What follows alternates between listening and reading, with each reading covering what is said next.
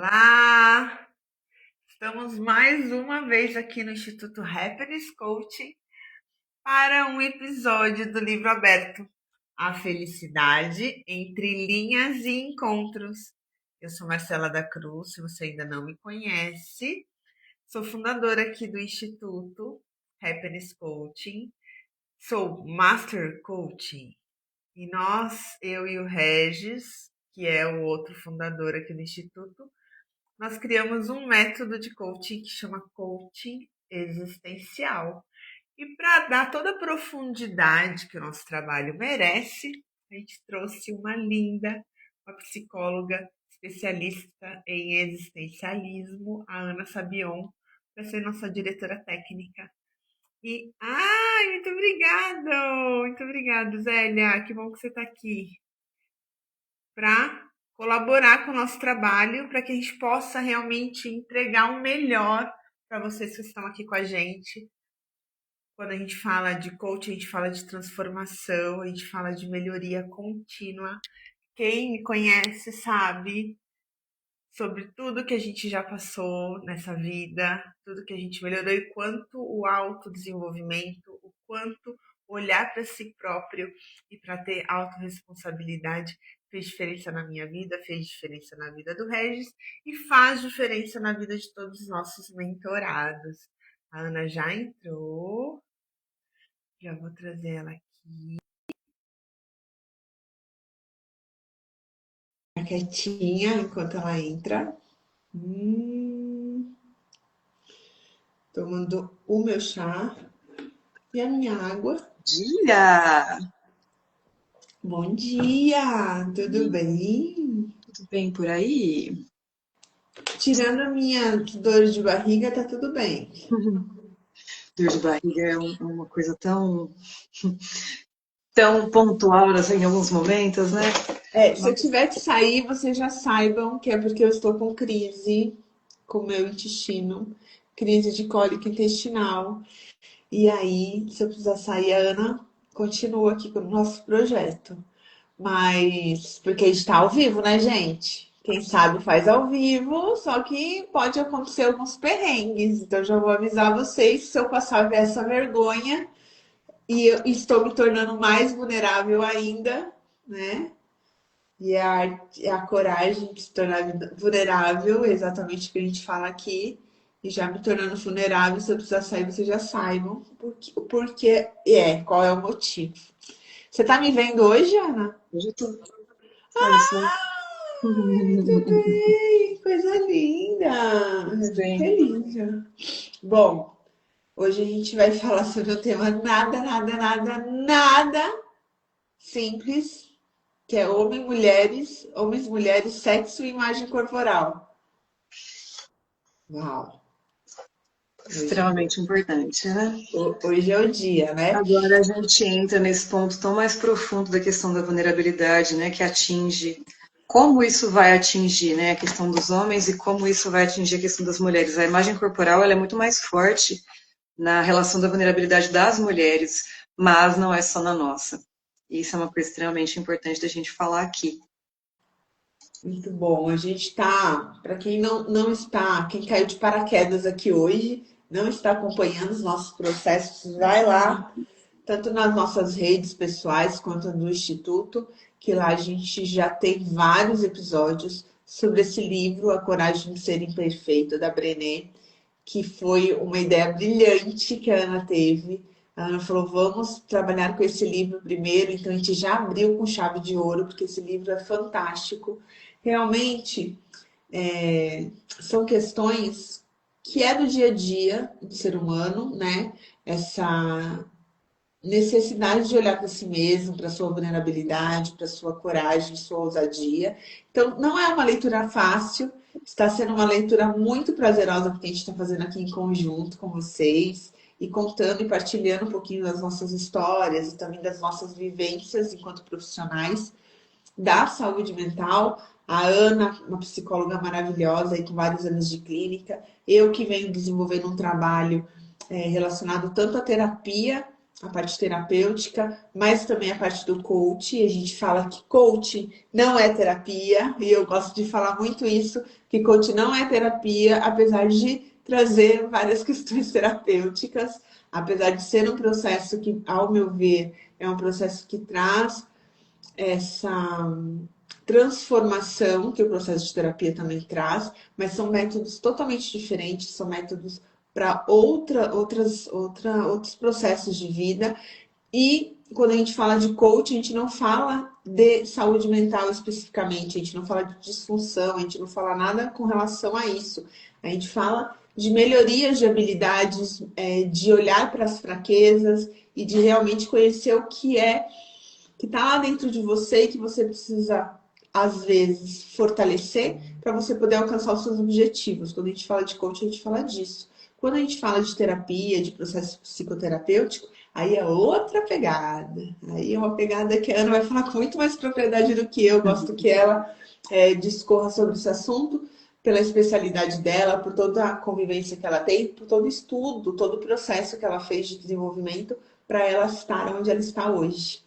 E é isso. Então, assim, é muito prazeroso falar disso, porque a gente está aqui junto, mas que é difícil se a gente pegar um livro e for ler sobre todas essas questões e passar por essas encruzilhadas, a gente fala, opa, talvez não seja uma leitura tão fácil assim. Então vem com a gente, faz com a gente esse processo, que vai ficar muito mais agradável, né, Ana? Hoje eu tô falando Principalmente porque demais. quando a gente traz a questão do livro também para a nossa experiência profissional, a gente acaba colocando a pessoa, quando ela vai ler sozinha, ela pode não entender algumas coisas, ou então não perceber a profundidade daquilo, a dimensão que aquilo tem, e até mesmo uma forma de colocar aquilo em prática na própria vida, né? Então, estarmos juntos aqui facilita muito o processo e adianta muito as coisas, né? Mas bora lá, vamos lá, que a gente tem bastante coisa ainda para trazer A aqui. gente não sai desse capítulo 3, você Pois reparou? é, Ô, já são capítulo pelo menos longo uns 5 esse, episódios. né? Você começa? Quer Vou começo? começar. Pode deixar que eu comece. Você gosta de ler, eu gosto Eu de você gosto. também. Então, fica à vontade. Homens, mulheres, sexo e imagem corporal. Em 2006, tive um encontro com 22 estudantes universitários para falar sobre a vergonha. Em determinado momento, um rapaz de 20 e poucos anos contou que acabara de se divorciar de sua esposa, pois quando voltou do serviço militar, descobriu que ela estava tendo um caso. Ele disse que não ficou surpreso porque nunca tinha se sentido bom bastante para ela. Confessou que perguntava à ex-mulher constantemente o que ela queria e que sempre que chegava perto de satisfazer suas necessidades, ela redefinia a meta para mais longe. Uma moça da turma pediu a palavra e disse: os rapazes são iguaizinhos, eles também nunca estão satisfeitos. Nós nunca somos bonitas, atraentes ou magras o bastante. Em questão de segundos, o foco se tornou imagem corporal e sexo. A discussão era principalmente sobre como é assustador fazer sexo com alguém de que se gosta quando se está envergonhado com alguma parte do corpo. As jovens que começaram a discussão disseram: não é fácil fazer sexo e manter a barriga encolhida.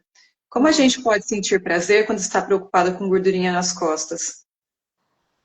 O rapaz que compartilhou a história do divórcio levantou a mão e gritou: o problema não é a gordurinha nas costas. Vocês estão preocupadas com isso, mas nós não. Não estamos nem aí. O grupo ficou completamente em silêncio. Ele respirou fundo e completou: parem de fantasiar sobre o que se passa em nossa cabeça. O que realmente pensamos é: você me ama? Você se importa comigo? Você me quer?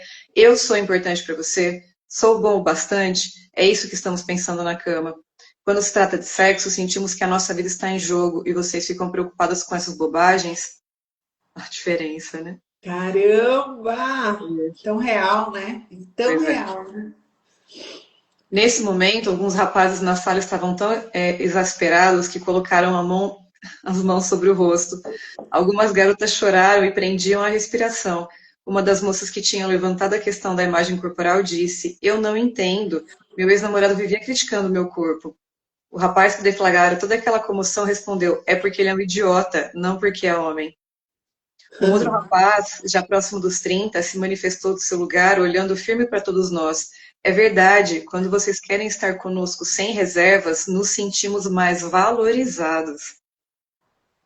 Gente, impressionante como que a gente é criado para ser afastado tanto da gente quanto do outro, né? Porque tudo que o outro precisa está completamente relacionado àquilo que a gente acaba tendo vergonha exatamente pela nossa formação cultural, social e etc. Muito louco isso, né?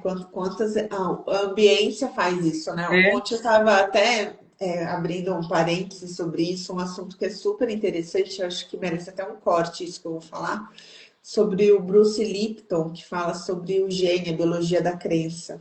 Uhum. E aí ele fala de um estudo onde os DNAs, eles não são eles que trazem as crenças, mas a ambiência faz com que a mutação acontece.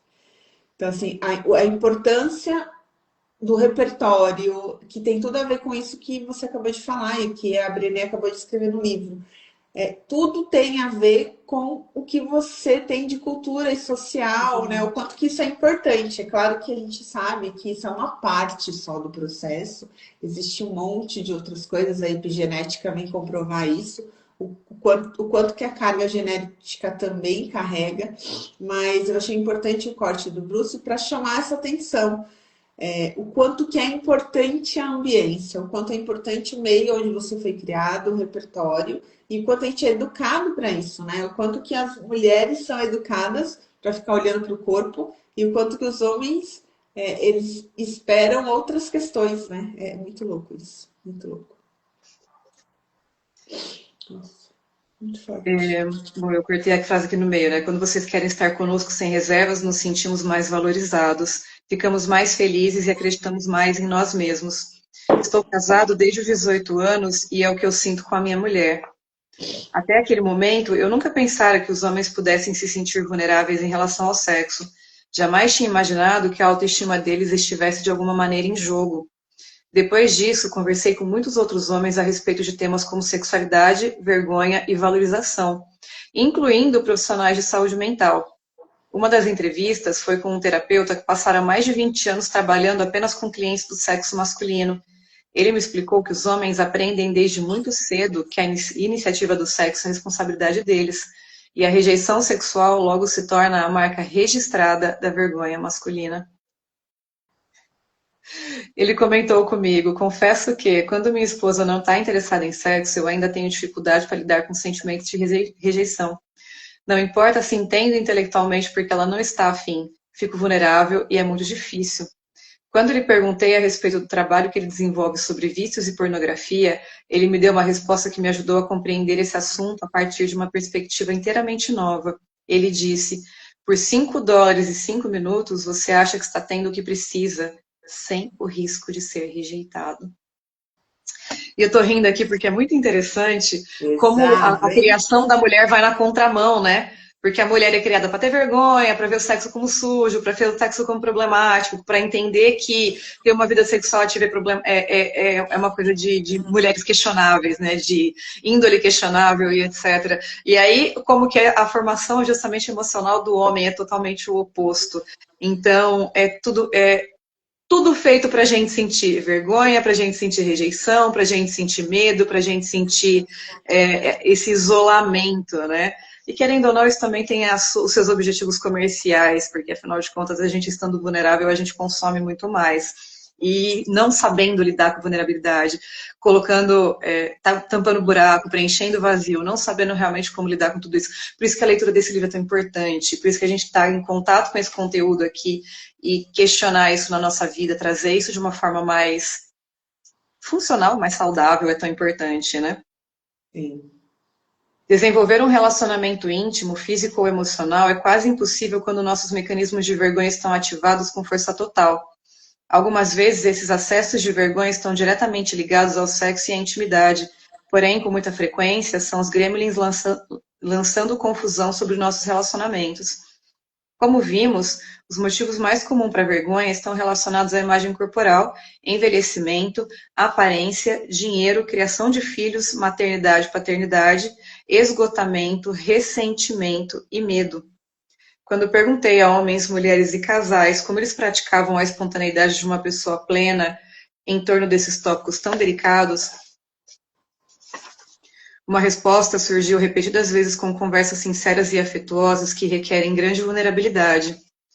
Precisamos ser capazes de falar sobre como nos sentimos, sobre o que necessitamos e desejamos, e precisamos ouvir com o coração aberto e a mente aberta. Não há relacionamento íntimo sem vulnerabilidade. Gente, e aqui fica um grande alerta, né? Principalmente para quem vive um relacionamento, para quem está em um casamento, né? Num relacionamento. O quanto que vocês conversam sobre sexo? O quanto que vocês conversam sobre desejos e o quanto que vocês estão vulneráveis um para o outro?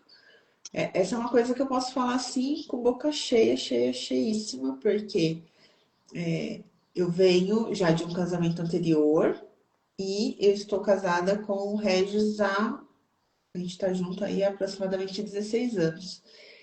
E teve conversas sobre sexo que a gente teve ano passado. Depois de quase 15 anos que a gente vai ter conversas.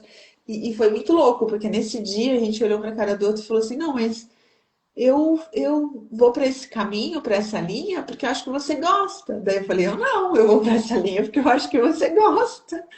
E aí a gente se deu conta que os dois estavam fazendo coisas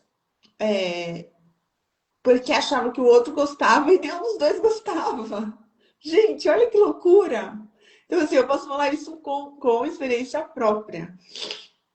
Gente, precisa precisa falar o que Uhum. gosta, o que não gosta, como é, deixa de ser, porque o outro não vai adivinhar. E assim, no meu caso, eu não fui uma pessoa que teve educação sexual, eu não tive muita. Eu não tive pessoas mais velhas que pudessem me ensinar, tipo amiga, não tive nada disso. Não tive essa escola de algum repertório que pudesse te dar alguma referência. A minha referência para mim é meu marido pro caso contrário, não. Ele teve outras experiências e ele tem mais referências. Mas se a gente não conversa e não sabe o que o outro sente, como é que a gente vai poder fazer o negócio acontecer da maneira legal e aquela dança, né? Que é o que simboliza toda essa parte sexual e relacional. Aquela dança daqueles movimentos onde um vai e o outro volta e as coisas acontecem. Então, precisa desse processo, esse processo de comunicação, esse processo junto, né? Então, Então, mas fica uma grande dica aí. trazendo isso também é importante trazer outro ponto. Até que ponto as pessoas sabem realmente aquilo que elas gostam? E aqui eu não Sim, estou falando só de mulher, não, viu, gente? Estou falando de homem também. Porque sim. também tem muito homem que não se desenvolveu sexualmente ao ponto de entender o que realmente gosta, apenas aceitando aquilo que deveria gostar, que deveria fazer, que deveria ser. E as coisas nunca funcionam dessa forma. Então, ter uma boa comunicação sempre vai implicar em autoconhecimento e saber reconhecer aquilo que você realmente gosta e não ter medo de falar isso, mesmo que isso desagrade outra pessoa, ou mesmo que você ache que vai desagradar outra pessoa. Porque tem muito dessa falta de vulnerabilidade que mora nessa situação. Ah, eu acho que o outro vai ficar desconfortável. Eu acho que o outro não gosta disso. Eu acho que a pessoa vai me rejeitar se eu falar isso. E aí a gente cria toda essa cisão, tanto individualmente quanto nos relacionamentos. E é onde é impossível as pessoas se conectarem de verdade, né? Como eu ensino para minhas clientes, primeiro ela precisa se conhecer, depois aprender a falar, exatamente. Porque a gente realmente não consegue falar sobre aquilo que a gente não sabe. E você pode tentar falar sobre aquilo que você não sabe, mas você vai falar mais uma vez sobre aquilo que você aprendeu e não sobre aquilo que você realmente é. Então, são muitas, muitas camadas nisso. E as pessoas não estão gozando de verdade exatamente porque elas não abrem a boca, né? Nossa, Começa daí, né? é muito, muita loucura isso, né? Mas a maior parte das mulheres tem uma crença enraizada que é uma crença de merecimento. Principalmente se ela for mulher guerreira. Se for aquela mulher que tem o estereótipo de aguentar tudo, né? Eu vou carregar o mundo nas costas e eu sou salvadora, o estereótipo da salvadora, da guerreira, que são diferentes, mas que tem muita similitude, ela não sabe receber. E ela não tem esse processo de autoconhecimento no sentido de saber o que eu gosto realmente. E aí é onde a essência perde, é onde ela não está realmente integrada com o eu dela mesmo. E como é que ela vai falar para o parceiro, né? Ou para a parceira, no caso que são de parceiras, o que ela gosta, o que realmente ela quer. Então, essa é uma grande luz que precisa ser jogado para a gente poder se conhecer, para poder saber realmente do que gosta, né? E saber como se tornar vulnerável e receber o bom disso, né? De se tornar vulnerável e do ousar, do arriscar para poder ser feliz, forte. Hoje a conversa é tensa, Mas realmente. hoje a conversa ela é pesada porque a gente vai para um lugar em que existe muito tabu, muita vergonha e muita vulnerabilidade. Muita vulnerabilidade. E assim, tem muita gente. Quando a gente fala dessa questão de dependência emocional, de olhar para a pessoa que faz tudo pelo outro, quando a gente vai para a sexualidade, então, esse buraco não tem fundo, não acaba. Porque é o lugar onde fica mais explícito isso, da pessoa realmente não ter noção daquilo que ela gosta e tá fazendo aquilo exatamente porque é para agradar o outro, porque o outro quer, porque o outro gosta, porque o outro faz. Só que aí vai perguntar para a pessoa, mas o que você gosta? O que te dá prazer? Ela não sabe. Não sabe. E não sabe porque não foi incentivada a olhar para isso, não sabe porque tem vergonha de falar sobre isso, não sabe porque tem vergonha muitas vezes do próprio. Muitas vezes não, a maior parte das vezes do próprio corpo, tem vergonha de gostar de alguma coisa, tem vergonha de sentir prazer, porque a gente volta até naquela dicotomia que existe sobre a sexualidade, de a mulher que é a mulher para casar, a santa, a maravilhosa que aí não pode fazer nada, não pode fazer. Tipo, e a mulher que tem sexualidade ativa, que gosta de sexo, que está nessa posição, ser a pessoa que é a vagabunda, que é a que não tem valor na sociedade, aquela coisa toda. E isso, por mais que se fale, mas a gente está em 2025, gente. Isso lá no nosso, por trás de tudo, é muito forte ainda. É muito forte. Então, trazer ou falar, nossa, eu vou ter uma vida satisfatória, muitas vezes fica até relacionado com isso do eu não posso ter satisfação, eu não posso ter prazer, porque isso é uma coisa ruim. E aqui a gente está falando claramente sobre sexualidade, mas é uma coisa que atravessa todas as nossas experiências.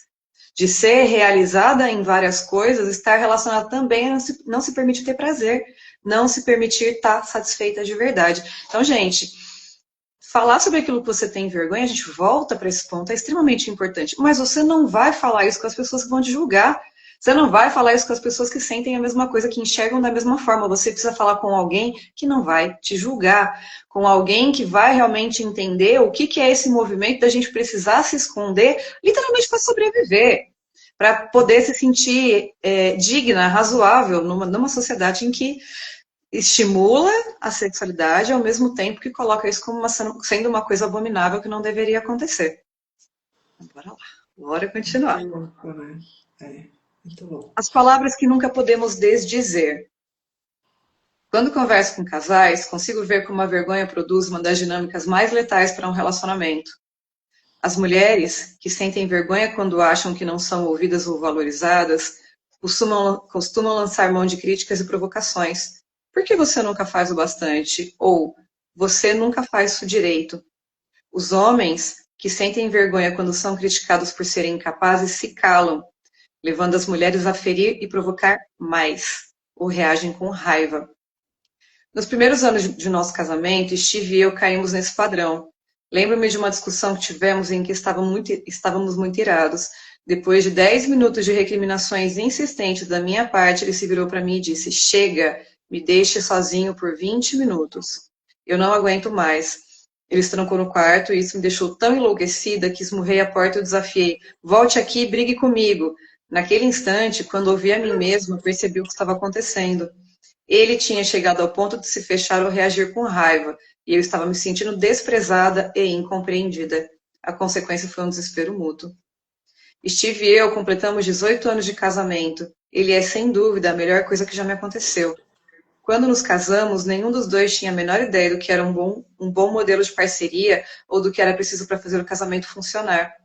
Se alguém nos perguntar hoje o que consideramos a chave do sucesso de nosso relacionamento, a resposta será vulnerabilidade, amor humor, respeito e esforço para se libertar da vergonha e uma vida livre de culpa. Nós aprendemos muito disso tudo em nosso próprio processo cotidiano de tentativa e erro, mas também com o meu trabalho com os participantes da pesquisa que tiveram coragem de compartilhar suas histórias comigo. Sou muito grata a eles. Passar vergonha é uma experiência incrivelmente dolorosa. O que frequentemente não percebemos é que provocar a vergonha dos outros é igualmente sofrido, e ninguém faz isso tão bem quanto um cônjuge ou os pais. Estas são as pessoas que nos conhecem melhor e que têm acesso às nossas vulnerabilidades e aos nossos maiores temores. Felizmente, podemos pedir perdão por envergonhar alguém que amamos, mas a verdade é que esses comentários deixam marcas. Envergonhar alguém que amamos em sua vulnerabilidade é a mais séria de todas as violações de segurança. Mesmo se pedirmos desculpa, já teremos causado prejuízos sérios porque demonstramos a nossa inclinação para usar informações sagradas como uma arma. Em A Arte da Imperfeição, compartilho a definição de amor que desenvolvi com base nos meus registros. Cultivamos o amor quando permitimos que nosso eu mais vulnerável e poderoso seja totalmente visto e conhecido, e quando honramos a conexão espiritual que surge dessa ação com confiança, respeito, gentileza e afeto. Amor não é algo que damos ou recebemos, é algo que nutrimos e fazemos crescer. Um vínculo que só pode ser cultivado entre duas pessoas quando já existe dentro de cada uma delas. Só podemos amar alguém na medida em que amamos a nós mesmos. Gente, isso aqui, ó, isso aqui, só podemos amar alguém quando amamos, na medida em que amamos a nós mesmos, é uma coisa que é muito difícil das pessoas compreenderem, e esse geralmente é a base de todo o trabalho terapêutico, né? Porque não tem como você se sentir amado se você não ama a si mesmo. Aí você fala, nossa, mas eu me dedico tanto para a pessoa, eu faço tanto por ela, mas eu não me sinto amada, a pessoa não retribui, a pessoa não faz. Não é a pessoa. Nunca é a pessoa. É se você não consegue, e principalmente quando você não se ama nos teus piores momentos, não vai ter um Cristo na vida que te ame nesse momento que você vai se sentir amado. E é muito bacana isso, porque assim, quando a pessoa se permite ser amada na vulnerabilidade dela, parece que realmente vira uma chave assim nela, né? Mas é isso, é a aceitação da vulnerabilidade e permitir entender que você é uma pessoa boa, apesar de tudo isso, né? Apesar de tudo isso, porque todo mundo é tudo isso. Todo mundo tem um monte de erro, todo mundo tem um monte de vulnerabilidade, um monte de vergonha, um monte de culpa, um monte de coisa. E aí, quando a gente consegue realmente amar isso, a gente, além de conseguir de fato amar o outro, a gente também pode se sentir verdadeiramente amado. Senão não rola. Não rola. Exato, né? Nossa, muito real, né? A gente às vezes se coloca num lugar de perfeição que não existe. Todos nós temos, né? Os nossos detalhes, as nossas questões, as nossas fraquezas. Então, olhar para isso, gente, que somos todos humanos. Sim. Vergonha, culpa, desrespeito, traição e negação de afeto danificam as raízes que fazem o amor crescer. O amor só consegue sobreviver a essas agressões se elas forem reconhecidas, curadas e não acontecerem com frequência. Desenvolver essa definição foi uma das tarefas mais difíceis que já tive. Profissionalmente, parecia pretensioso tentar definir algo tão grande e importante como o amor. Essa sempre me pareceu uma incumbência de poetas e artistas.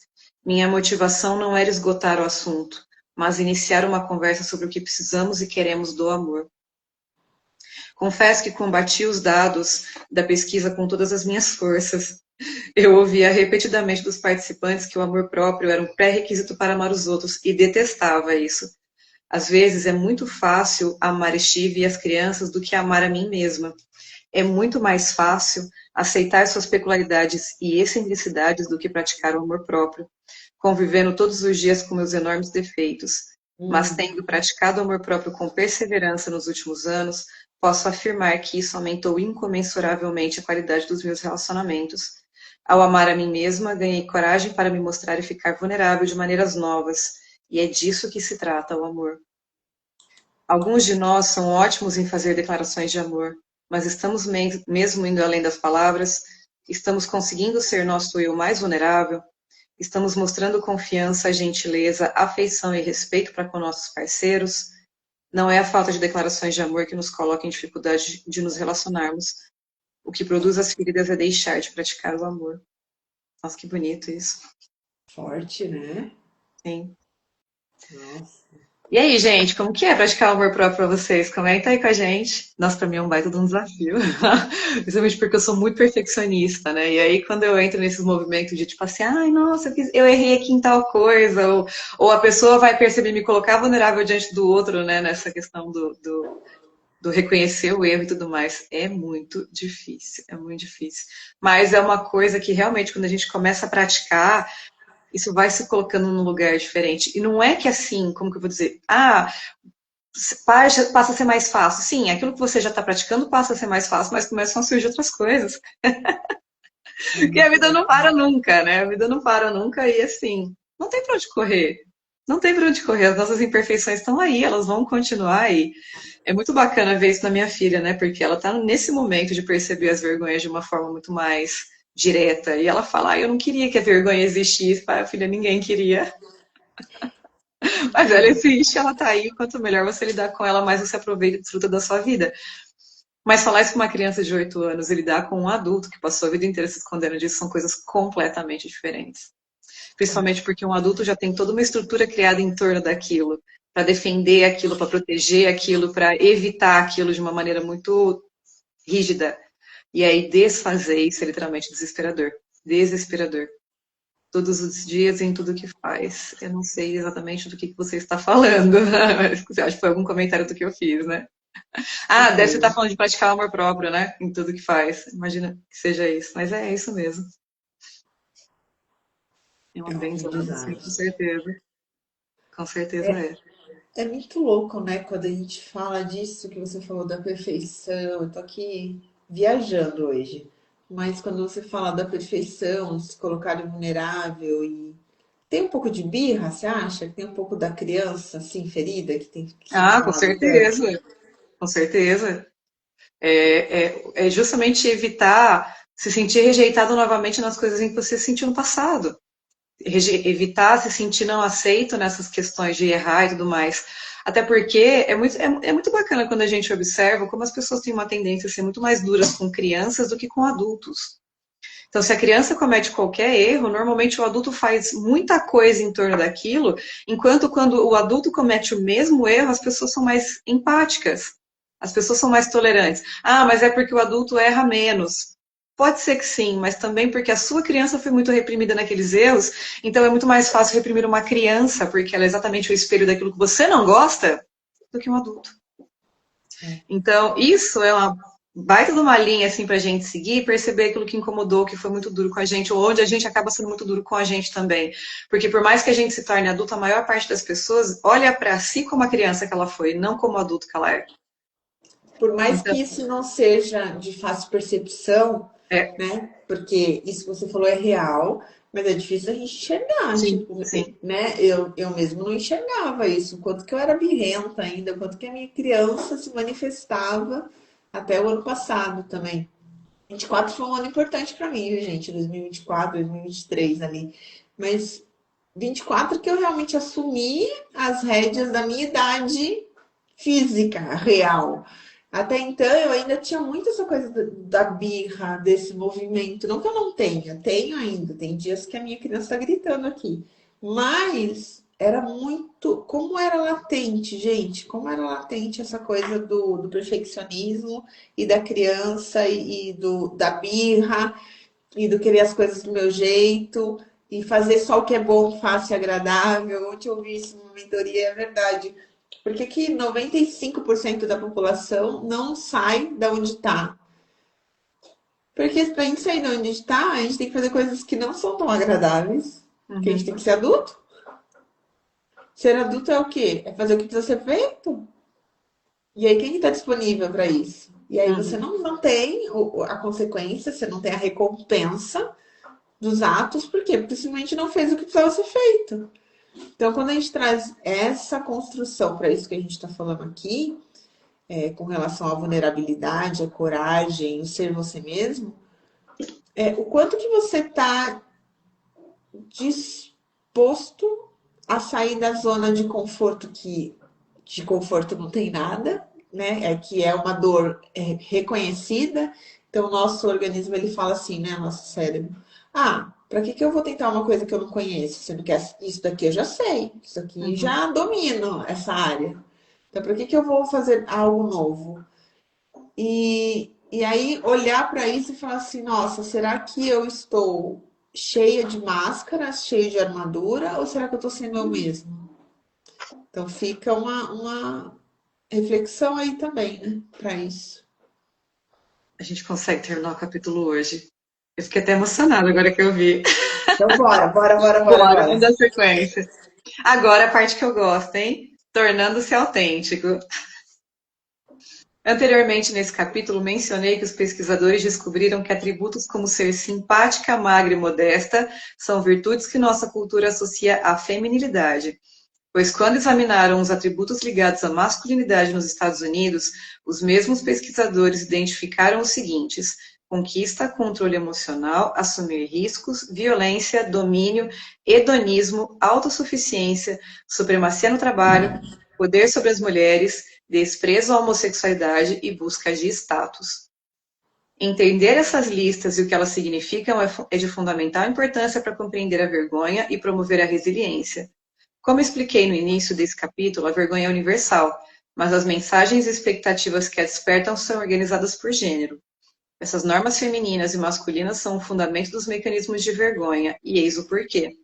Se as mulheres quiserem cumprir as regras, elas precisam ser doces, magras, bonitas, caladas, mães e esposas perfeitas e não ter poder. Quem não alcançar essas expectativas vai cair na teia da vergonha. Os homens, por outro lado, precisam parar de sentir, começar a conquistar, botar todos em seus devidos lugares e se esforçar para chegar ao topo ou morrer tentando. Se empurrarem a tampa de sua caixa para pegar um pouco de ar, a vergonha acabará com eles. É necessário acrescentar que para os homens há também uma mensagem cultural que promove a crueldade homofóbica. Se alguém quiser ser masculino em nossa sociedade, não basta ser hétero.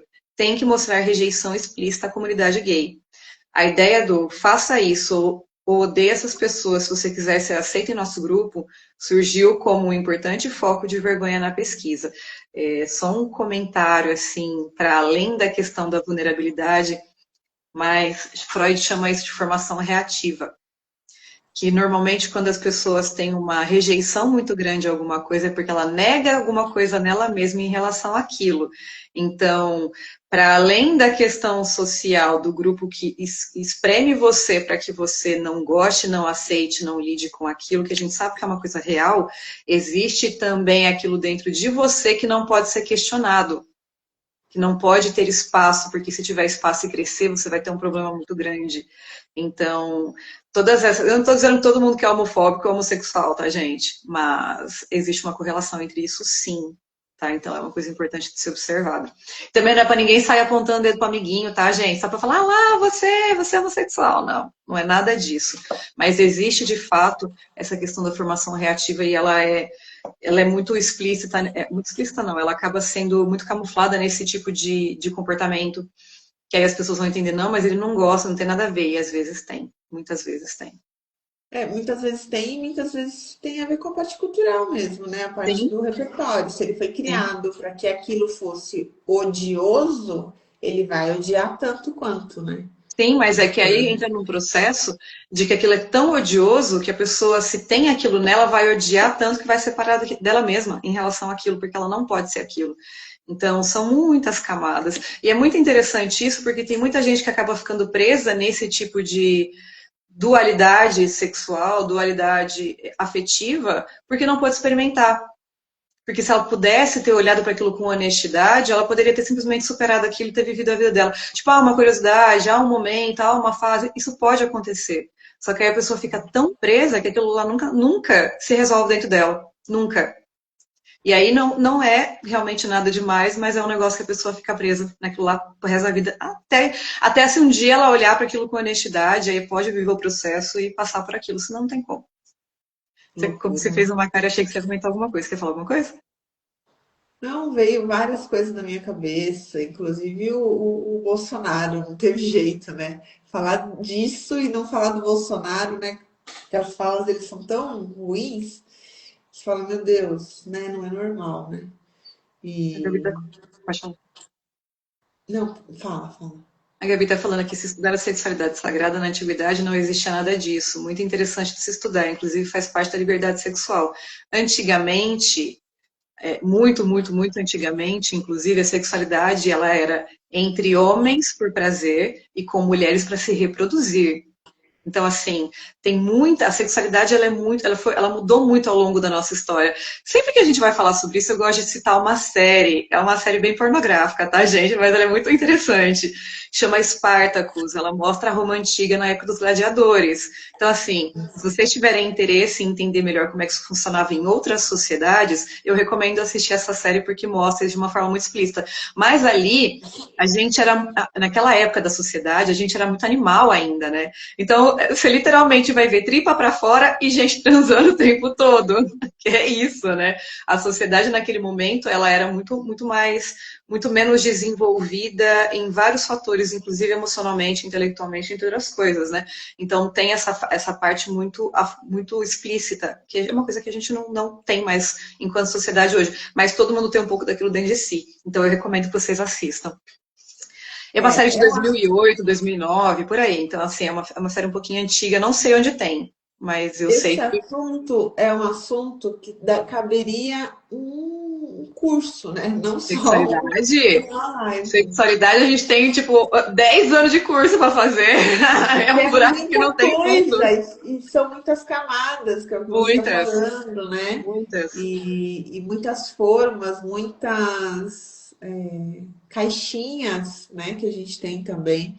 Então é um assunto muito interessante. E Sim, para a mulherada também, né? A mulherada que tem essa questão do tabu muito forte, né? Eu fui uma mulher que teve um tabu muito forte. E é muito engraçado porque eu tive tabu muito forte, mas eu não queria ser a minha mãe. Tipo, a minha mãe, né, beijou um único cara, casou com ele e tá casada até hoje, que é o meu pai. Então, assim, são 50 anos de uma única história. E eu sempre falei isso pra ela. Falei, mãe, isso é uma coisa sua. Eu não vou. Eu, a senhora esquece, porque eu não vou casar virgem, eu não vou casar, porque pra mim era um absurdo isso. Eu achava o cúmulo do absurdo você ter que ficar presa a uma pessoa o resto da vida. Só que, ao mesmo tempo que eu tinha essa coisa de ser contra ela, a forma como ela, né, instituiu isso para a vida dela, eu também não tive uma coisa de tipo, nossa, ai, você fez um monte de coisa e tentou um monte de coisa. Não, por quê? Porque eu tinha vergonha, porque eu tinha medo, porque eu olhava para aquilo com muito tabu. Então, é muito interessante isso, né? Depois de 40 anos que eu fui me libertar de um monte de coisas. E é com essa questão até do inconsciente coletivo, né? O sim. inconsciente coletivo não é só uma parte educacional, mas também uma parte do inconsciente coletivo que está impregnado em toda a sociedade, em todas as mulheres, né? Sim, sim. Forte. E não tem Muito como forte. fugir disso, viu, gente? O inconsciente coletivo, ele tá atuando em você a favor ou contra. Se você é a favor ou contra, não importa. O foco ali, a situação é a mesma. Então, ela existe para você. A Gabi tá falando aqui, meu sonho de consumo, cogitando uma pós. Vai, mulher, se joga. Isso Bora continuar. mesmo. Não Bora. importa se o grupo é uma gangue, uma torcida organizada, um grupo da igreja ou um clube de machistas. O pedido que se faz aos membros para odiarem ou desprezarem outro grupo de pessoas como uma condição de aceitação tem tudo a ver com controle e poder. Depois de analisar os 11 atributos da masculinidade, concluo que este não é o tipo de homem com quem eu quero passar minha vida e que não é assim que desejo criar meu filho.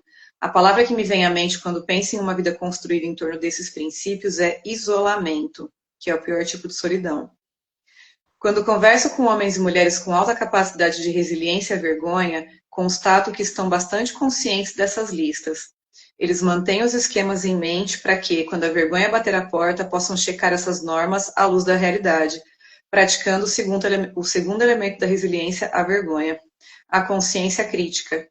Feito isso, podem, então, escolher conscientemente não fazer o jogo dela.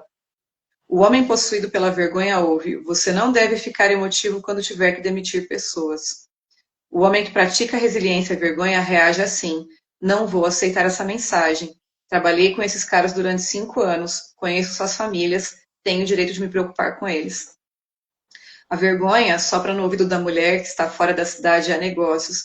Você não é uma boa mãe porque vai perder a peça teatral da turma do seu filho. A mulher que pratica a resiliência responde: estou ouvindo, mas não vou cair nessa. Maternidade é muito mais do que ir a uma apresentação de teatro. Uma das maneiras mais poderosas de fortalecer nossos gatilhos da vergonha é aceitar as normas baseadas nessas camisas de força de gênero. Um dos padrões revelados na pesquisa foi a constatação de como todo o esforço para desempenhar papéis se torna quase insuportável por volta da meia-idade. Os homens se sentem cada vez mais isolados e o medo do fracasso os paralisa. As mulheres se sentem exaustas e pela primeira vez enxergam claramente que as expectativas do começo são impossíveis de cumprir. As realizações, os elogios e as conquistas, que são uma parte sedutora de viver segundo essas normas, começam a parecer um péssimo negócio. E é por isso que tanta gente, quando chega lá, não se sente satisfeita, né? Está carregando tanto prato, carregando tanta máscara, carregando tanta coisa que não faz o menor sentido, que a realização, ela não faz sentido. A realização em si não faz sentido, né? E essa questão da maternidade, do nossa, eu tô aqui enquanto deveria estar lá, isso é muito pesado. Muito pesado, nossa É senhora. culpa, né? É uma culpa, né? Eu atendo uma moça que ela descobriu recentemente uma gravidez, né? E foi impressionante que no momento seguinte ela trouxe do ai, tô me sentindo culpada pelas coisas que eu tô sentindo, porque o bebê vai sentir, porque é aquilo que eu comi, não sei o que, não sei o que. Nasce a mãe, nasce a culpa. É inevitável, né? Que louco isso. Mas é isso, não quer dizer que seja verdade. Não quer dizer que a gente precisa conviver com isso, mas a gente precisa dar uma resposta adequada para a gente não ficar presa nessa teia dessas culpas e todas essas coisas que vêm embutidas com os papéis sociais e com aquilo que a gente entende que são as expectativas sociais sobre aquilo que a gente está vivendo. Sim. Lembrar que a vergonha é o medo de perder vínculos, o medo de não sermos dignos de amor e de aceitação, nos ajuda a entender porque tantas pessoas na meia-idade passam a colocar seu foco na vida dos filhos, trabalhar 60 horas por semana, envolver-se em vícios e casos extraconjugais ou se entregar à completa desmotivação. Nós começamos a desmoronar. As expectativas e mensagens que abastecem a vergonha nos impedem de perceber quem nós somos como pessoa. Hoje olho para trás e me sinto muito grata pelas mulheres e pelos homens corajosos que compartilharam suas histórias comigo. Jogar fora essas listas jogar fora essas listas do que nós deveríamos ser é outro ato de coragem. Amar a nós mesmos e nos apoiarmos mutuamente no processo de nos tornarmos autênticos talvez seja o maior gesto de viver com ousadia. Vou terminar esse capítulo com um trecho do clássico da literatura infantil de língua inglesa, O Coelho de Veludinho, da escritora Marjorie Williams. É uma bela lembrança de como é muito mais fácil nos tornarmos autênticos quando sabemos que somos amados. Ser real não tem a ver com a maneira como nós somos feitos, disse o Pérez de Cavalo. É uma coisa que acontece. Quando uma criança o ama por muito, muito tempo, e não apenas para brincar com você, mas o ama de verdade, então você se torna real. E isso dói, quis saber o coelho. Às vezes, respondeu o Pérez de Cavalo, pois ele era sempre muito sincero. Mas quando somos reais, não nos importamos de nos ferir. Tudo isso acontece de uma vez ou acontece aos pouquinhos? Não acontece tudo de uma vez. Você se torna real, leva muito tempo. Por isso não ocorre normalmente com pessoas que desmontam com facilidade, ou que têm pontas afiadas, ou que têm de ser tratadas com muito cuidado. Geralmente, quando você se torna real, a maior parte do seu pelo já caiu, seus olhos pularam para fora, suas juntas já se curvaram e você está bem surrado. Mas essas coisas não incomodam mais, porque quando alguém se torna real, não pode mais ser feio, a não ser para as pessoas que não entendem de nada. A não ser para as pessoas que não enxergam o amor real, né? E é esse que é o ponto que todo esse capítulo trouxe aqui, né? De todas essas máscaras que a gente usa para evitar a rejeição, quando na verdade a única coisa que a gente está é realmente rejeitando aquilo que nós somos naturalmente. Então, ser autêntico é ser amado e viver isso com vulnerabilidade, sem pelo, com olhos saltados, sem cabelo e etc., é o que faz com que a gente realmente sinta isso de uma maneira honesta. Gente, eu ainda quero saber de vocês. O que vocês estão achando aí? Comenta com a gente. O Bruno principalmente está quietinho hoje, ele não está mais aqui. Se permitir ser amado, né? Correr o risco de ser rejeitado também, né? Então, eu gosto de falar que a rejeição é o grande mal da humanidade, né? Toda a humanidade, em algum momento e de alguma forma, se sentiu rejeitado e guarda essa ferida na alma. Então, olhar para isso e perceber que muitas vezes a gente não é amado porque a gente não corre o risco de ser amado. Quanto que a gente nutriu aquele relacionamento para a gente Uhum, ser amado? verdade. Né? Porque às Eu, vezes a gente não nutre, porque a gente já fala assim, ah, ele vai mesmo me rejeitar? Então por que que eu vou investir nisso? E isso fica também no subconsciente, né? Então são questões aí para a gente avaliar hoje. Como é que está a sua vida? Você está se permitindo? Está eu lembro permitindo amar? Eu lembro de um caso que eu acompanhei, que ela passou 6 anos em um relacionamento, que era um relacionamento xoxo. Não tinha briga, Morno. não tinha briga, não tinha problema, não tinha nada, mas também não tinha nada, mesmo. Elas passavam ali o tempo juntas, conviviam, viviam bem, passavam o final de semana junto, conviviam as famílias e tudo mais, mas não tinha nada, a pessoa, tipo, não tinha nada, o relacionamento não tinha nada. E aí, quando ela terminou, ela falou assim, então, foi que nem arrancar a grama morta. Ah, ele chorou ali os primeiros dias, foi esquisito, teve adaptação e tudo mais. Passou, passou. A partir disso, ela teve alguns outros relacionamentos, depois ela encontrou uma outra pessoa e firmou mesmo com uma outra pessoa ali, né? E aí teve um dia que ela chegou e ela contou assim, porque ela brigou comigo, falou que eu sou ruim nisso, nisso, nisso, que eu faço isso errado, que eu faço não sei o quê, falou um monte pra mim. E depois falou que tá tudo bem, que a gente pode resolver essas questões, que a gente pode melhorar. Ela falou, foi a primeira vez na minha vida que eu me senti realmente amada. Eu falei, nossa, que da hora. Olha isso. Porque foi a primeira vez que alguém apontou que ela não era tão boa assim, que ela não era perfeita, mas que estava tudo bem, que elas podiam melhorar, que Isso. podia resolver a situação e que não é porque ela está errada que quer dizer que ela é uma pessoa ruim. Não é porque está errada, bem claro, né? Porque cometeu um erro, né? Então, por isso que eu sempre trago essa questão de as pessoas entenderem que por mais que se carregue a máscara e por mais que se mantenha perfeito, tipo, tentando se colocar nesses lugares, a vida não acontece dessa forma. A vida realmente acontece quando você erra e percebe que está tudo bem, quando você desliza, quando a máscara cai, quando você está nesse lugar de imperfeição. E mesmo assim, aí é onde você realmente consegue se sentir amado de verdade. Não no superficial, não no perfeitinho, não no mascarado, não no enfeitado. Isso é parte da vida, mas não é só isso. Não tem como ser só isso, não tem como ser verdadeiro se for só isso, né? Então é muito. Quando a gente fala sobre relacionamento, quando a gente fala sobre amor, quando a gente fala sobre sexualidade, tudo isso vem de uma forma muito mais explícita. O grande problema, que foi isso que você trouxe em relação ao Bruce Lipton, é que a gente não tem repertório para lidar com isso de forma diferente. E aí você fica lá patinando no mais do mesmo, porque você não sabe como fazer diferente, mas é onde você vem para cá. Vem para cá, tem informação, tem exemplo, tem repertório, desenvolver, praticar, e até que eu falo da terapia, que é como se fosse uma fisioterapia, né? Você pega aquele músculo atrofiado, você não vai sair correndo, você tem que fazer exercício justamente para poder liberar isso, para poder praticar e se desenvolver até que você possa ir para uma maratona. Mas antes de fazer esse processo, de olhar para si, se entender, se compreender, ver suas vergonhas de uma forma mais limpa, mais honesta, mais fluida, e todas essas coisas, enquanto você não está de fato nesse lugar, as coisas não acontecem. Mas é isso. Olhar para si com amor, olhar para si com carinho, para ver, aí você vê a magia realmente acontecendo, né? E acontece, gente. E Acontece, é quem, muito bonito. e quem precisar de ajuda para esse processo, logo, logo a gente vai ter o Agente da Felicidade.